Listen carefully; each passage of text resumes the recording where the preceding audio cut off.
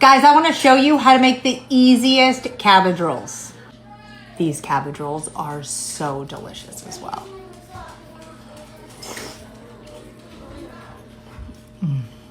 I'm not aiming to make a ton of cabbage rolls this time, so I'm just gonna use 2 cabbage, and I know that you can throw them in the freezer overnight and that makes it easier to peel. I didn't think of that until today, and I wanna make them right now. So I'm just gonna go ahead and take this core out.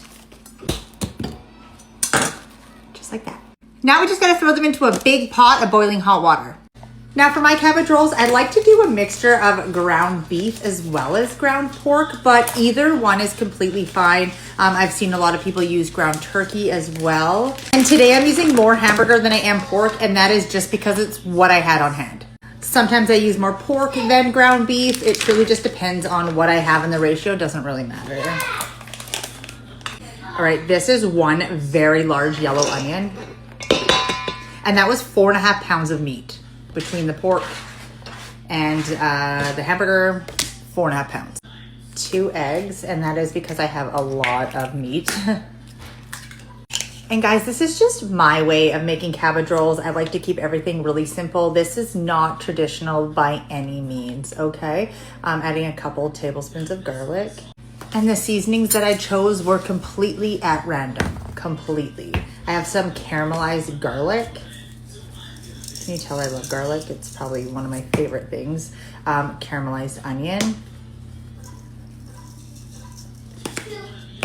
I have some of this basil parmesan.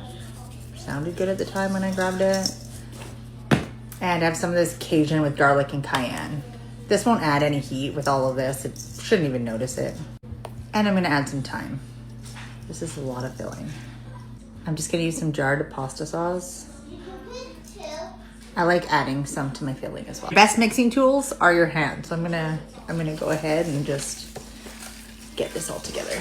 How did I forget the rice? And usually when I make this, I actually used uncooked rice. This time I'm going with cooked rice. And this was a couple cups. Ooh, it's hot. Just gonna peel our cabbage now. The size of these leaves. Just using this roasting pan. And these little pieces of cabbage that kind of just break off and are flimsy and ugly, I like to just use them for the bottom. It's kind of like, I'm not sure why I broke it up. Yeah, there's just like a few little, these kind of ones. I use it as a bottom layer. Growing up, my mom used to make these all the time, and she always cut the core out of them. I used to for the longest time, and then I realized it really doesn't affect the cabbage roll. It's delicious. It adds a little extra crunch. I don't mind it on, so I am leaving it, but that is totally optional. Some of these are going to be massive.